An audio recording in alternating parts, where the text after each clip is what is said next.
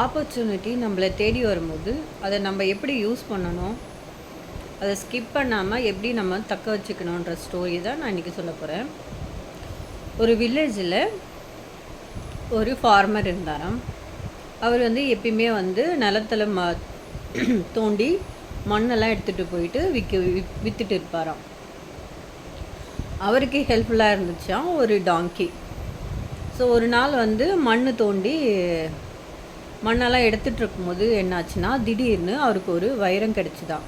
But அது அவருக்கு தெரியாதான் அது வைரம்னு சொல்லிட்டு, ஏதோ ஒரு ஸ்டோன் அப்படின்னு நினச்சி அவர் எடுத்து அவருடைய கழுதையோடைய கழுத்தில் கட்டி விட்டுட்டாராம்.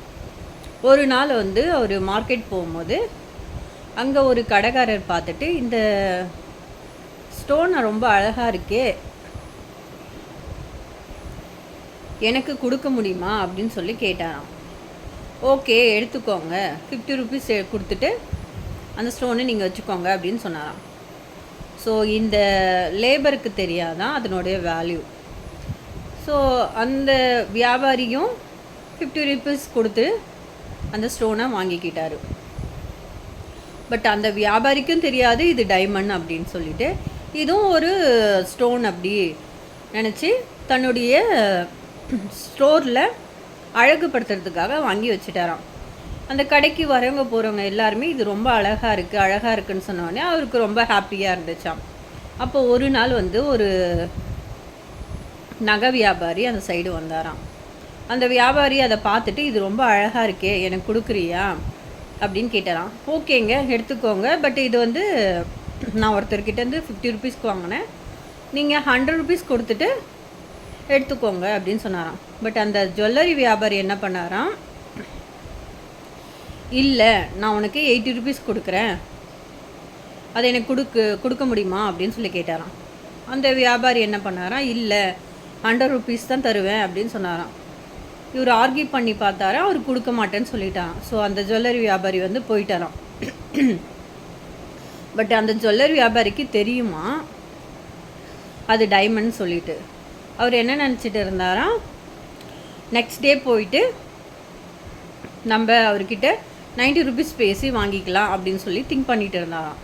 அன்றைக்கே இன்னொரு ஜுவல்லரி வியாபாரி அந்த சைடு வரும்போது அவருடைய கார் பிரேக் டவுன் ஆகிடுச்சான். அந்த கடை பக்கத்தில் நிறுத்திட்டு அந்த ஷாப்புக்கு அவர் வந்தாராம்.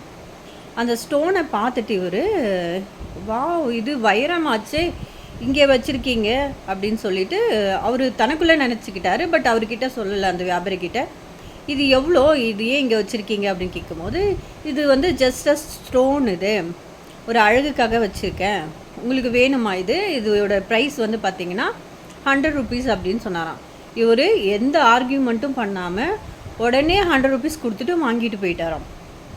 அடுத்த நாள் அந்த ஃபஸ்ட்டு வியாபாரி வந்தாராம்.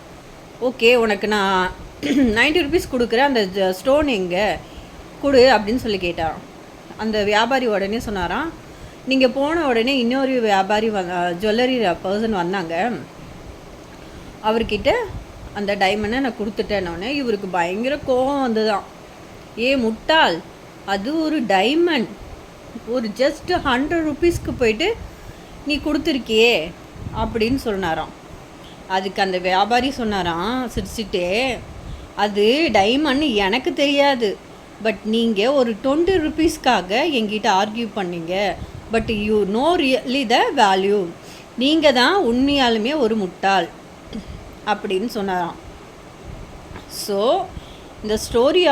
இந்த ஸ்டோரியோட மாரல் ஆஃப் த ஸ்டோரி என்னென்னா, ஆப்பர்ச்சுனிட்டி என்றைக்கும் நமக்காக வெயிட் பண்ணாது. அது கரெக்டான நமக்குன்னு வரும்போது கரெக்டாக அதை யூஸ் பண்ணிக்கணும். ஸோ அதனுடைய வேல்யூ என்ன அப்படின்னு தெரிஞ்சுக்கிட்டு அந்த ஆப்பர்ச்சுனிட்டியை நம்ம யூட்டிலைஸ் பண்ணிக்கணும். அதுக்கப்புறம் பார்த்திங்கன்னா, இன்றைக்கி செய்ய வேண்டிய வேலையை நம்ம இன்றைக்கே செய்யணும், நாளைக்கு அப்படின்னு போஸ்ட்பான் பண்ணக்கூடாது. ஸோ ஆப்பர்ச்சுனிட்டி நமக்கு ஒரு வாட்டி தான் வரும். ஸோ அதை கரெக்டான நேரத்தில் கரெக்டாக யூஸ் பண்ணிக்கணும். ஓகேவா?